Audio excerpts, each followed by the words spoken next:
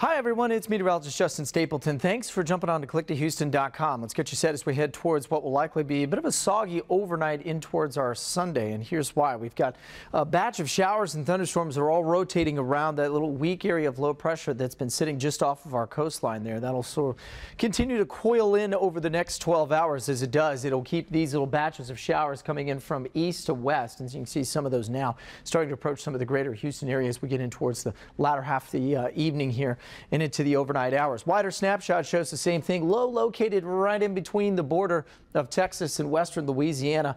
No designation on that, so it could turn into a tropical storm or anything like that, but it will continue to source all of this moisture in our direction, and so there's a chance that we could see some pockets of heavy rain overnight tonight as we go in towards our Sunday morning forecast. In fact, we've got a flash flood watch that does include much of the northeastern counties, Polk, San Jacinto County, Liberty Chambers, of course, Harris County, Galveston, up towards Montgomery County. Note that is not out to the west side, and that only goes until 3 o'clock early tomorrow morning. An aerial flood advisory, some heavy rain over across portions of Beaumont down to the Golden Triangle as well. So our futurecast, pretty good handle on what's been happening out there so far as we rotate through about 8, 9 o'clock tonight. Again, some scattered showers. We will lose daytime heating, and so a lot of this will quiet down some as we go overnight tonight. However, I still think there's a good chance that we will see additional rainfall even in the overnight hours, even though our futurecast is not necessarily showing that. I think we got enough tropical moisture there that do expect to see some scattered showers and an occasional rumble of thunder overnight tonight and in towards your Sunday morning. Then as we get into the afternoon, you can see the coast has a potential to get a couple of inches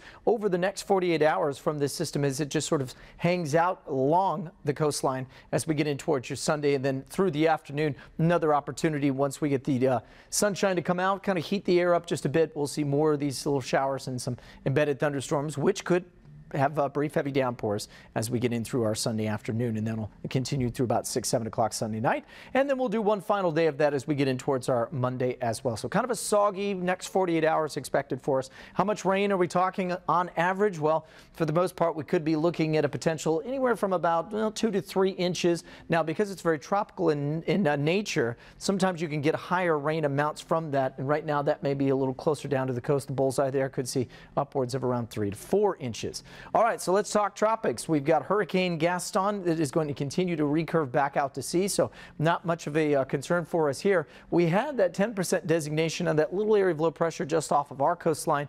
National Hurricane Center has now dropped that to 0%, so they've taken that out. And then, of course, the one we've been watching here, Invest 99L, still very disorganized, but you can see the heavy showers already starting to approach some of south and western Florida. Still a 30 to 40% chance for development on that. And another little area of low pressure that we're watching here, a little disturbed area, that is 30% there as well. That one may get closer towards the Carolinas, produce some heavy rain and wind. So overall, here's how the setup's going to work. High pressure sorts of fades off across much of the southeastern United States. We'll continue to see this one low keep us wet. Secondary larger one makes a very, very wet forecast for the next 4 to 5 days across sections of Florida and then over across much of the Carolina coastline. Meanwhile, high pressure moves in for us. That'll get us back to generally hotter weather and just only about a slight chance for some afternoon showers and thunderstorms. So you can see on the futurecast here, nice bullseye there just south of New Orleans over and across southern Louisiana, and then of course most of central southern Florida could see upwards of around 4, 5, maybe 6 inches in some spots too. Likely will be some flooding if you're headed down that way. Expect some fairly sloppy conditions all the way through the end of next week. Soggy tailgate not out of the question for Texans fans tomorrow at times as well, especially just before the game. We'll keep the temperatures in the upper 80s, and then you see as high pressure takes hold, that'll drop the rain chances down to about 20% and move us back up into the mid 90s. And right now, a fairly typical and decent and dry looking Labor Day weekend forecast for next weekend. That's your forecast right here at click2houston.com. Make sure you follow us on Facebook and Twitter this afternoon, this evening, and throughout the rest of your weekend. We'll keep you all set weather-wise and ready to go. And you can track things in the tropics anytime right here at click2houston.com. Just go to the top of the screen there and click on the Hurricane Tracker page. Have a great Saturday night.